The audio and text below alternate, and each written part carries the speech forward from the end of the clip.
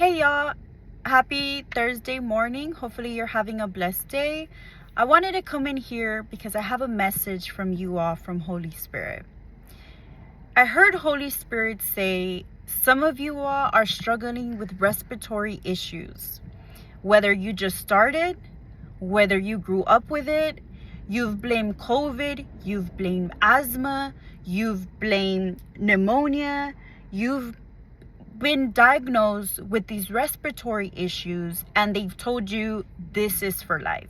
You need to drink steroids for life. You're going to have this condition for the rest of your life. But I'm here to tell you today that this is a demonic spirit that has been attacking you, specifically a python spirit. A python spirit extracts the breath of its prey.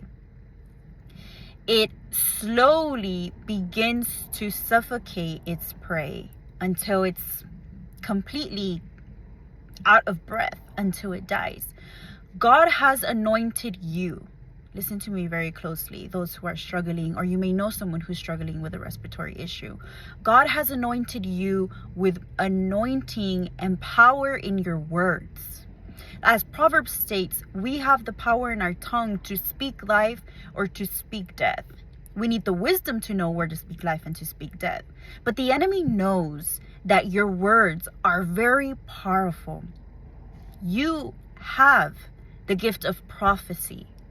Not everyone has respiratory issues, but you that are struggling with that today, God has called you to prophesy. God has called you to be a part of the body of Christ, to build, to edify the church, to bring others to Christ. And instead of doing that with your words, you're cursing others. You're cursing yourself. You're gossiping about others. You're breaking others down instead of edifying and building them up, instead of loving them. And that is affecting you. It's affecting the person that you're doing that, but it's affecting yourself. And that's the leeway, that's the open door, that's the access you're giving to the enemy to do that. Now that we know that, what do you do next? Remain in your prayer life. First of all, repent. Recognize it. Come into agreement with Holy Spirit, with that word today, with this word today, with this video.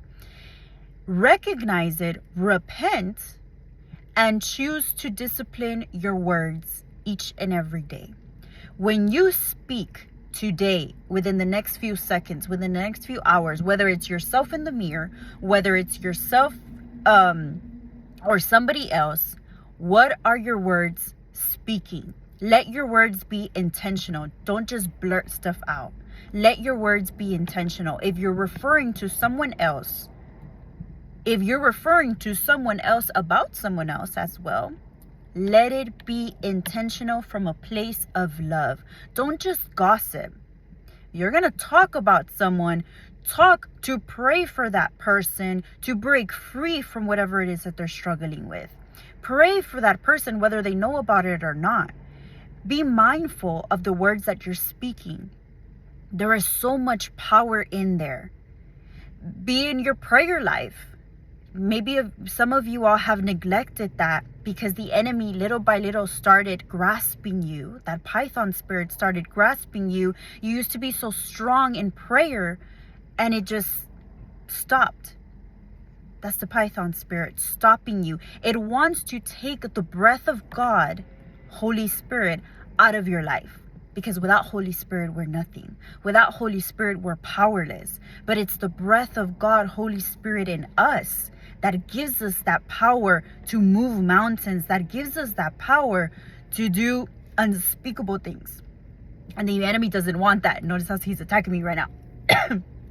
But I wrote it down here. You have power and authority if you would just flow through it. So be in your prayer life. Discipline yourself. Just like when you go to the gym, just like when you go on a diet. Discipline yourself every day. I choose to speak life, and I may speak death, but be wise about what you're speaking death to. Speak death to addictions. Speak death to strongholds that are not of God. Speak death to that. Speak life to peace, to restoration, to repentance. Speak life to that. Ask God, ask Holy Spirit to give you the wisdom where to speak life and where to speak death. And be obedient to it when he tells you. Put some worship music. You don't want to put some worship music? Sing a song. Make up your own song. Praise God. The enemy doesn't like when you're praising God. Don't be surprised that if you're praying, if you're reading scripture, if you're praising, all of a sudden you're going to start coughing like I'm doing right now, like I was a little bit a while ago. But the enemy doesn't want you to praise God, because there's power in prayer. There's power in praise. There's power in worship. He knows that. Stop allowing the enemy to take your breath from you physically and spiritually. He's taken to you spiritually and it's manifesting into your body physically. Tell him enough is enough. You need to stop. Let me see here. And the spiritual armor of God.